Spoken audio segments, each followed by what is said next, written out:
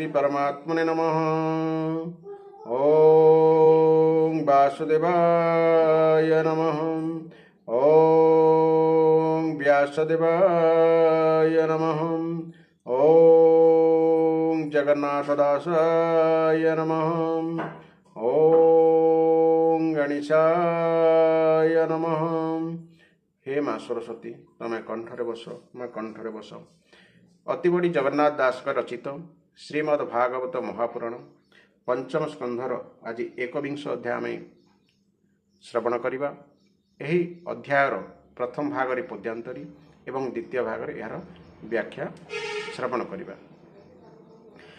भागवत महापुराण प्रत्येक अध्याय एवं प्रत्येक स्कंध धारावाहिक भाव में शुणा चैनल टी को सब्सक्राइब करंतु एवं फॉलो करंतु।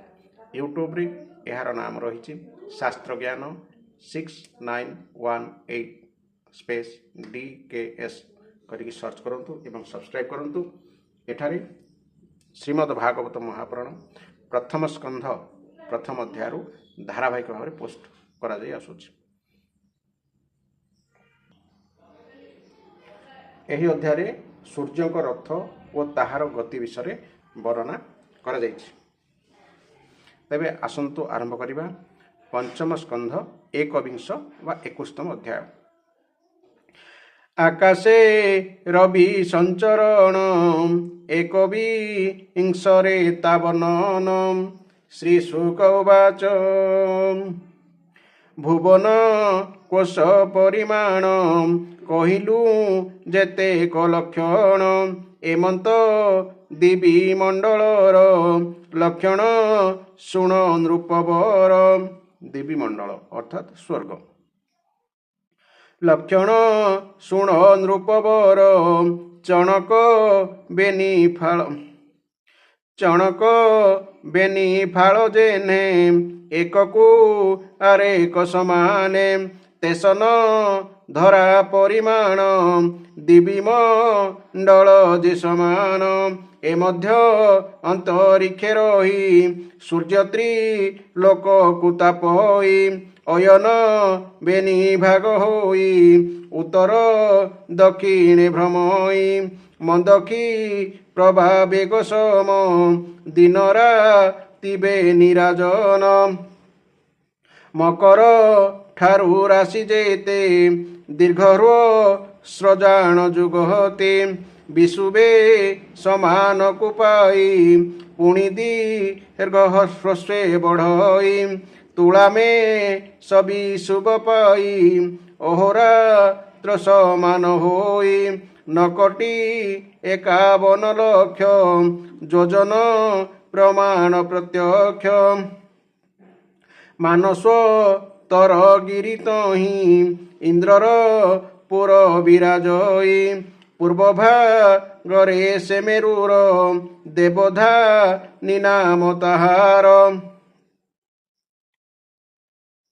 जमर पुर ता दक्षिणे विराजे संजमनी नामे पश्चिमे पुर वरुणर निम्लोच निनाम ताहार उत्तर भागे सोमपुरी नामता हार विभावरी तहिउ दय मध्यस्थ निशिथ काल जे विदित निशिथ माने रात्रि सुमेरु चत्वार दिगरे प्राणी प्रवृत्ति निवृत्ति रे अहर्नि स्वभावरे रही प्राणीक समय हुई बामावर्तन करितहि नित्यादित्य से भ्रमई उदय काले से लक्षण उदय काले जे लक्षण अस्तकाले से ही पूर्ण 2 कोटी 12 योजन लक्षरे करी परिमाण 15 घटिका बेले इंद्रर पुरु अवहेले जमर पुरे प्रवेश सेठारे करंती प्रकाश एथुब ऋण आदि जेते आदित्य भ्रमंती से नीते ଚନ୍ଦ୍ରାଦି ଯେତେ ଗ୍ରହମାନ ଏହି କ୍ରମରେ ସେ ଭ୍ରମଣ। ଜ୍ୟୋତିଷ ଚକ୍ର ଏ ପ୍ରକାରେ ଭ୍ରମଇ ଚତ୍ୱାର ଦିଗରେ। ଆଦିତ୍ୟ ରଥର ଗମନ ମୁହୂର୍ତ୍ତ করে হে রাজন। 34 লক্ষ যোজন 800 পুণ ইন্দ্রাদি সর্বদেব।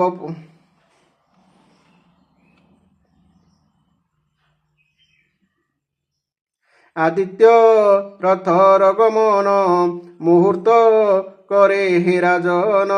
34 লক্ষ যোজন 800 পুণ ইন্দ্রাদি সর্বদেবপুরে। এ ক্রমে ভ্রমন্তি নিশ্চলে সতেক পাখোড়া পদ্মর সূচিমা রন্তে নৃপবর। সে জেনে তৎকালে গলই তেসনে শীঘ্র সে চলই। 12 অর নাম তার সে রথে এক চক্রবর। সুমেরু মস্তক উপরে ক্রমে সে মানস উত্তরে। তৈলযন্ত্রর প্রায় হই তহিঁরে রথে সে ভ্রমই। রথর গর্ভ পরিমাণ 33 লক্ষ যোজন। চতুর্থ ভাগ উচ্চ হই যুগ সে বিস্তারে অটই। শপথ ছন্দ সোহন্তি আদিত্য দেবଙ୍କୁ বহন্তি। অরুণ সারথি তহিঁরে শপথ অশ্ব যে ঝাটারে। অঙ্গুষ্ঠ পব মাত্র হই 60 সহস্র মুনি তহি। বিদিত সে বাଳ খিল্যারে রবির থগ্রভাগরে। এ সর্ব মুনি নানা মতে স্তুতি করন্তি যথোচিতে। অন্য যে নানা ঋষিগণ গন্ধর্ব সিদ্ধ যে চারণ। সকল যক্ষঙ্কর বর অপ্সরা গণে যে ঝাঠার। যে জাতু ধান নাগমান সঙ্গতে ঘেনি যে ঝাগণ। অপ্সরা গণ নৃত্য গীতে এমন্তে যে যাহার মতে। সে সূর্য রূপী ভগবান অখিল আত্মার কারণ। তাহাঙ্ক চরণার বিন্দে নমন্তি পরম আনন্দে। যে যাহা কর্ম অনুমতে সেবন্তি তাঙ্ক পাদগতে। 9 কোটি লক্ষ যোজন অধিক লক্ষ 51। এমন্ত কোশ যে ভুবন সে সূর্য করন্তি ভ্রমণ। ক্ষণমাত্রকে ভগবান বেনিশ হস্র যে যোজন। অখিল অনাদি কারণ সে সূর্য রূপকু ধরিণ। ভ্রমন্তি প্রাণীঙ্ক রহিতে তাহাঙ্ক পাদ পদ্মগতে। পামর মোর দୃଷ୍ଟି ନିତେ ତହିଁରେ ରହୁ ଅବିରତେ। ଅଚିନ୍ତ୍ୟ ତାହାଙ୍କ ଚରିତ କହଇ ଦାସ ଜଗନ୍ନାଥ। ଇତି ଶ୍ରୀମଦ୍ଭାଗବତେ ମହାପୁରାଣେ ପରମହଂସ ସଂହିତାୟାଂ ପଞ୍ଚମ ସ୍କନ୍ଧେ ଜ୍ୟୋତିଶ୍ଚକ୍ର ସୂର୍ଯ୍ୟରଥ ମଣ୍ଡଳଂ ବର୍ଣ୍ଣନଂ ନାମ ଏକବିଂଶୋଧ୍ୟାୟଃ।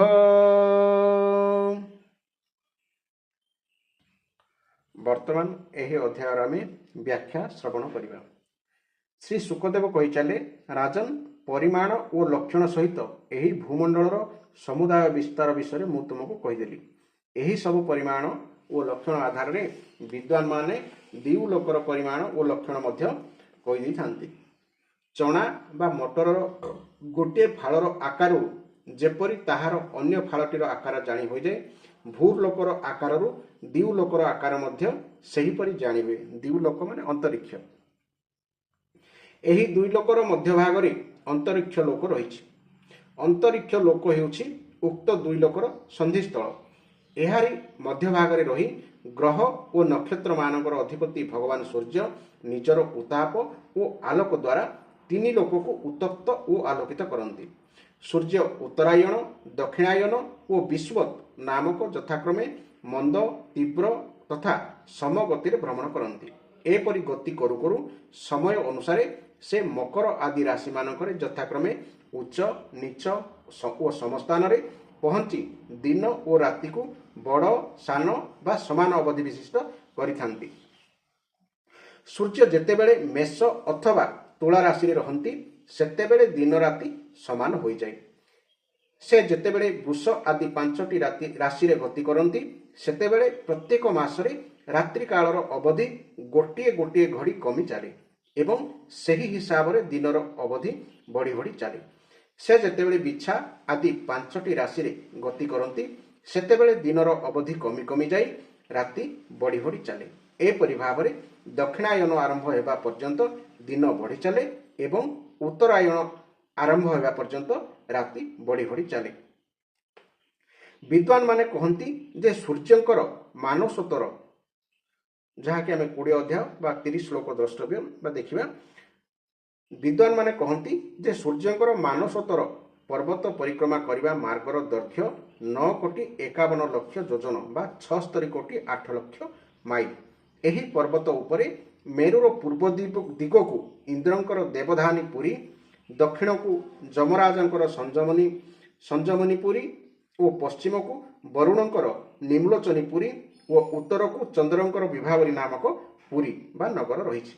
ମେରୁର ଚତୁର୍ଦିଗରେ ଥିବା ଏହି ସବୁ ପୁରୀମାନଙ୍କରେ ଯଥା ସମୟରେ ସୂର୍ଯ୍ୟୋଦୟ, ମଧ୍ୟାହ୍ନ, ସାୟଂକାଳ ଓ ମଧ୍ୟରାତ୍ର ହୋଇଥାଏ ଏବଂ ତଦ୍ ଅନୁସାରେ ସକଳ ଜୀବଙ୍କର କର୍ମ ପ୍ରବୃତ୍ତି ତଥା କର୍ମ ନିବୃତ୍ତି ହୋଇଥାଏ। ହେ ରାଜନ, ଯେଉଁମାନେ ମେରୁ ଅଞ୍ଚଳରେ ରହନ୍ତି ସୂର୍ଯ୍ୟଦେବ ସର୍ବଦା ମଧ୍ୟାହ୍ନକାଳୀନ ହୋଇ ରହି ସେମାନଙ୍କୁ ଉତ୍ତପ୍ତ କରନ୍ତି।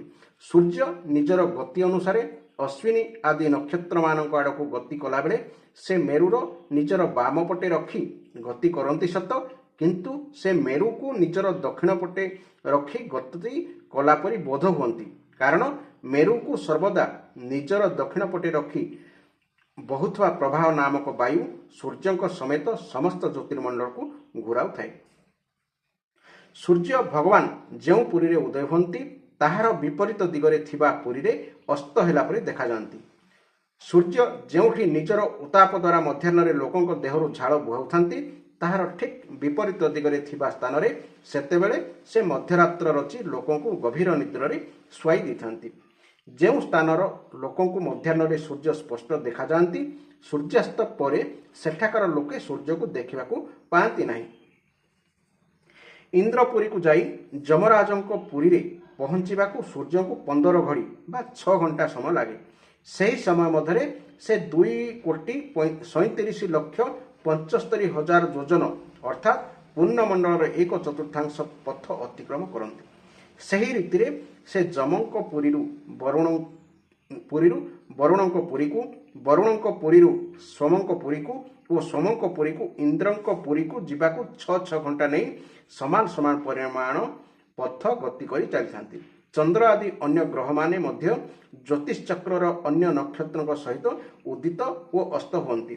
ଏହିପରି ଭାବରେ ଭଗବାନ ସୂର୍ଯ୍ୟଙ୍କର ବେଦମୟ ରଥ ଗୋଟିଏ ମୁହୂର୍ତ୍ତରେ 48 ମିନିଟରେ 34,08,000 ଯୋଜନ ପଥ ହିସାବରେ ଅହରହ ଏସବୁ ପୁରୀମାନଙ୍କରେ ଘୁରୁଥାଏ। ସେହି ରଥର ଚକକୁ ଗୋଟିଏ ସମ୍ବତ୍ସର ବୋଲି ବିଦ୍ୱାନମାନେ କହନ୍ତି। ସେଥିରେ ମାସ ରୂପରେ 12ଟି ଅର ରହିଥାଏ। ତାହାର ନେମି ହେଉଛି 6 ଋତୁ ଓ 3 ନାଭି ହେଉଛି ଚତୁର୍ମାସ। ସେହି ରଥର ଅକ୍ଷର ଗୋଟିଏ ମୁଣ୍ଡ ରହିଛି ମେରୁ ପର୍ବତ ଉପରେ ଏବଂ ଅନ୍ୟ ମୁଣ୍ଡଟି ରହିଛି ମାନସୋତ୍ତର ପର୍ବତ ଉପରେ। ସେହି ଅକ୍ଷରେ ଲାଗିଥିବା ଚକ ତେଲି ଘଣାର ଚକ ପରି ମାନସୋତ୍ତର ପର୍ବତ ଉପରେ ଘୂରି ଚାଲିଥାଏ। ସେହି ଅକ୍ଷର ଗୋଟିଏ ଦ୍ୱିତୀୟ ଅକ୍ଷ ଲାଗିଛି, ତାହାର ଦୈର୍ଘ୍ୟ ହେଉଛି ପ୍ରଥମ ଅକ୍ଷର ଦୈର୍ଘ୍ୟର 1/4। ତେଲି ଘଣାର ଅକ୍ଷ ପରି ସେହି ଦ୍ୱିତୀୟ ଅକ୍ଷଟିର ତଳ ମୁଣ୍ଡଟି ପ୍ରଥମ ଅକ୍ଷରେ ଲାଗିଥାଏ ଏବଂ ଉପର ମୁଣ୍ଡଟି ବନ୍ଧା ହୋଇଥାଏ ଧ୍ରୁବ ତାରାରେ। ସେହି ରଥରେ ବସିବାର ସ୍ଥାନଟି ହେଉଛି 36 ଲକ୍ଷ ଯୋଜନ ଲମ୍ବା ଓ 9 ଲକ୍ଷ ଯୋଜନ ଚଉଡ଼ା। ସୂର୍ଯ୍ୟଙ୍କ ରଥର ଜୁଆଳିଟି ମଧ୍ୟ ସେତିକି ଦୀର୍ଘ, କେତେ 36 ଲକ୍ଷ ଯୋଜନ। ରଥର ସାରଥୀ ଅରୁଣ, ସେହି ଜୁଆଳିରେ 7 ବେଦ ଛନ୍ଦ ଗାୟତ୍ରୀ, ବୃହତି, ଉଷ୍ଣିକ, ଜଗତି, ତ୍ରିଷ୍ଣୁପ, ଅନୁଷ୍ଣୁପ ଏବଂ ପଙ୍କ୍ତି ନାମରେ 7ଟି ଘୋଡ଼ାକୁ ଯୋଚିଥାନ୍ତି। ଅର୍ଥାତ୍ ସୂର୍ଯ୍ୟଙ୍କର ଘୋଡ଼ାରେ ଯେଉଁ 7ଟି, ସୂର୍ଯ୍ୟଙ୍କର ରଥରେ ଯେଉଁ 7ଟି ଘୋଡ଼ା ଯୋଚା ଯାଇଥାଏ, ସେହି 7ଟି ଘୋଡ଼ାର ନାମ ହେଲା ଗାୟତ୍ରୀ, ବୃହତି, ଉଷ୍ଣିକ, ଜଗତି, ତ୍ରିଷ୍ଣୁପ, ଅନୁଷ୍ଣୁପ ଓ ପଙ୍କ୍ତି, ଯେଉଁଟାକି ଆମେ ଛନ୍ଦ 7ଟି ଛନ୍ଦ ବୋଲି କହୁ, ନାମରେ 7ଟି ଘୋଡ଼ାକୁ ଯୋଚିଥାନ୍ତି ଏବଂ ସେଥିରେ ସୂର୍ଯ୍ୟଙ୍କୁ ବସାଇ ପରିକ୍ରମା କରନ୍ତି। ସାରଥୀ ଅରୁଣ ସୂର୍ଯ୍ୟଙ୍କ ଆଡ଼କୁ ମୁହଁ କରି ବା ସମାନ ଦେବାକୁ ବସି ସାରଥୀର କର୍ମ କରନ୍ତି। ଭଗବାନ ସୂର୍ଯ୍ୟଙ୍କ ଅଗରେ ସ୍ୱସ୍ତି ବାଚନ କରିବା ନିମନ୍ତେ 60,000 ବାଳଖିଲ୍ୟ ଋଷି ନିଯୁକ୍ତ ହୋଇଥାନ୍ତି। ସେମାନେ ପ୍ରତ୍ୟେକ ବୁଢ଼ା ଆଙ୍ଗୁଠିର ଟିପ ଆକାରରେ ହୋଇଥାନ୍ତି। ସେମାନେ ସୂର୍ଯ୍ୟକୁ ସ୍ତୁତି କରୁଥାନ୍ତି। ସେମାନଙ୍କ ଛଡ଼ା ଋଷି, ଗନ୍ଧର୍ବ, ଅପ୍ସରା, ନାଗ, ଯକ୍ଷ, ଜାତୁଧାନ ମାନେ ରାକ୍ଷସ ଓ ଦେବତା ମିଶି ମୋଟ 14 ଜଣ ସୂର୍ଯ୍ୟଙ୍କ ଉପାସନା କରନ୍ତି। ସେମାନେ 14 ଜଣ ହୋଇଥିଲେ ମଧ୍ୟ ପ୍ରତ୍ୟେକ ବିଭାଗରୁ 2 ଜଣ ଯଥା 2 ଜଣ ଋଷି ଥିବାରୁ ସେମାନଙ୍କୁ 7 ଗଣ ବୋଲାଯାଏ। ସେମାନେ ପ୍ରତ୍ୟେକ ମାସରେ ଭିନ୍ନ ଭିନ୍ନ ନାମ ଧରି ନିଜ ନିଜର କର୍ମ ଅନୁଯାୟୀ ଯଥା ଦେବତାମାନେ ସ୍ତୁତି କରନ୍ତି, ଗନ୍ଧର୍ବମାନେ ଗାନ କରନ୍ତି, ଅପ୍ସରମାନେ ନୃତ୍ୟ କରନ୍ତି ଇତ୍ୟାଦି। ଆତ୍ମସ୍ୱରୂପ ଭଗବାନ ସୂର୍ଯ୍ୟଙ୍କୁ 2 ଜଣ ମିଶି ଉପାସନା କରନ୍ତି। ଏପରି ଭାବରେ ସୂର୍ଯ୍ୟ ଭଗବାନ ପ୍ରତିକ୍ଷଣ 2002 ଯୋଜନ ପଥ ଅତିକ୍ରମ କରିବା ବେଗରେ ଭୂମଣ୍ଡଳର 9,51,00,000 ଯୋଜନ ଦୀର୍ଘ ପରିଧି ପଥକୁ ଭ୍ରମଣ କରନ୍ତି। ସନାତନ ସଂସ୍କୃତି, ପରମ୍ପରା ଏବଂ ଜ୍ଞାନ ମହାନ। ଏହାର ତତ୍ତ୍ୱକୁ ଆମେ ଗୁରୁତ୍ୱ ଦେଉନାହିଁ ବୋଲି ସନାତନ ଧର୍ମର ଅର୍ଥକୁ ଆମେ ବୁଝିପାରୁନା। କିନ୍ତୁ ସନାତନ ଧର୍ମ ଯାହା ଶାଶ୍ୱତ, ଆଦି ଓ ତାର ଅନ୍ତ ନାହିଁ, ସେମିତି ଜ୍ଞାନର ମଧ୍ୟ ପରିସୀମାର ଅନ୍ତ ନାହିଁ। ଯାହା କେବଳ ଆମେ ଭୌତିକ ହିସାବରେ ଜଗତକୁ ଦେଖୁ। ଆମକୁ ଶିକ୍ଷା ଦିଆଗଲା ଯେ ସୂର୍ଯ୍ୟ ଏକ ଉତ୍ତପ୍ତ ମଣ୍ଡଳ, ଯାହା କେବଳ ଆମକୁ କିରଣ ଦେଉଛି, ଆଲୋକ କରୁଛି। କିନ୍ତୁ ସୂର୍ଯ୍ୟ ହେଉଛନ୍ତି ପ୍ରକୃତରେ ଭଗବାନ, ଯେ ଦିନରେ ଆସନ୍ତି, ସକାଳୁ ଆସନ୍ତି ଏବଂ ସନ୍ଧ୍ୟାବେଳେ ଅସ୍ତ ଯାଆନ୍ତି, ଯାହାକି ଭଗବାନଙ୍କର 2ଟି ଚକ୍ଷୁ ହିସାବରେ ମଧ୍ୟ ବର୍ଣ୍ଣନା କରାଯାଇଛି। ଦିନରେ ସୂର୍ଯ୍ୟ ଏବଂ ରାତିରେ ଚନ୍ଦ୍ର। ସୂର୍ଯ୍ୟ ଏଥିପାଇଁ ଆସନ୍ତି, ସଚରାଚର ଜଗତର ସମସ୍ତ ପ୍ରତ୍ୟେକ ଯୋନି, ମଣିଷ, ପ୍ରାଣୀ, ଗଛ, ଲତା, ଦେବତା ସମସ୍ତଙ୍କୁ ସେ ନଜର କରନ୍ତି ଏବଂ ତାର ପ୍ରତିକ୍ଷଣ ମଧ୍ୟ ହିସାବ ରଖନ୍ତି, ଯାହାକି ପରବର୍ତ୍ତୀ ସ୍ତରରେ ଗୋଟେ ପ୍ରାଣୀର ହିସାବ ହୁଏ। ଏବଂ ସୂର୍ଯ୍ୟ ଆସନ୍ତି ଆଉ ଯାଆନ୍ତି। ଏହି ଯିବା ଆସିବା ସମୟ ମଧ୍ୟରେ ମଣିଷର ଆୟୁକୁ ସେ ହରଣ କରି ନିଅନ୍ତି। ଯେଉଁ ମଣିଷ ଭଗବାନଙ୍କର ଗୁଣଗାନ କରେ ନାହିଁ, ଭଗବାନଙ୍କର ତତ୍ତ୍ୱକୁ ବୁଝେ ନାହିଁ, ତାଙ୍କର ଆୟୁକୁ ସେ ଶୀଘ୍ର ହରଣ କରିନିଅନ୍ତି। ତେଣୁ ଏହି ମହାନ ସଂସ୍କୃତି ସନାତନ ଧର୍ମକୁ ବର୍ଷ ଧରି ପ୍ରକୃତ ଶିକ୍ଷା ଜନମାନସକୁ ବା ଜନକଲ୍ୟାଣ ଉଦ୍ଦେଶ୍ୟରେ ନ ଦେଇ ଶହ ବର୍ଷ ଧରିକି ଆମକୁ ପ୍ରତ୍ୟକ୍ଷ ବା ପ୍ରକୃତ ଶିକ୍ଷାରୁ ବଞ୍ଚିତ କରାଯାଇଛି। ତେଣୁ ଛୁଆପରି ଯାହା ଆପଣଙ୍କୁ ଶିଖାଇ ଦିଆଯାଇଛି ତାହାକୁ ନ ଘୋଷି ବରଂ ମଣିଷ ହିସାବରେ ସତ୍ୟାସତ୍ୟ ସନ୍ଧାନ କରିବା ପାଇଁ ଶାସ୍ତ୍ର ଅଧ୍ୟୟନ କରନ୍ତୁ। ତେବେ ଜାଣିବେ ଯେ ଆମମାନଙ୍କୁ ଠିକ୍ ଭାବରେ ଶିକ୍ଷା ଦିଆଯାଇଛି ନା ଦିଆଯାଇ ନାହିଁ। ସେଇଦିନ ଜାଣିବେ। ଆଜି ମୁଁ ଅନୁଭବ କରି କହୁଛି, ଆପଣ ସେଇଦିନ ଅନୁଭବ କରିବେ ଯେଉଁଦିନ ଆପଣ ଶାସ୍ତ୍ର ଅଧ୍ୟୟନ କରିବେ। ତେଣୁ ଶ୍ରୋତାବନ୍ଧୁ, ଯେଉଁମାନେ ଏହାକୁ ଶ୍ରବଣ କରିଛନ୍ତି, ନିଶ୍ଚିତ ଭାବେ ଆଗକୁ ଆସନ୍ତୁ। ଭଗବତ ଗୀତା ଓ ଭାଗବତ ମହାପୁରାଣ ନିଶ୍ଚିନ୍ତ ଜୀବନରେ ଥରେ ଅଧ୍ୟୟନ କରନ୍ତୁ। ଜାଣିବେ ଯେ ମାନବ ଜୀବନର ଲକ୍ଷ୍ୟ କ'ଣ, ଉଦ୍ଦେଶ୍ୟ କ'ଣ ଏବଂ କେଉଁ ବିଦ୍ୟାରୁ ଆପଣମାନେ ଦୂରେଇକି ରହିଛନ୍ତି, ତାହା ଜାଣିଲା ପରେ ଅନୁଭବ କରିବେ ଯେ ପଢ଼ିବାର ଆବଶ୍ୟକତା କେତେ ଜରୁରୀ। ସୂର୍ଯ୍ୟଙ୍କର ଗତି ବିଷୟରେ ଏଠି ବର୍ଣ୍ଣନା କରାଗଲା, ସୁନ୍ଦର ବର୍ଣ୍ଣନା, ଯାହା ବି ମୁଁ ବି ଜାଣିନଥିଲି।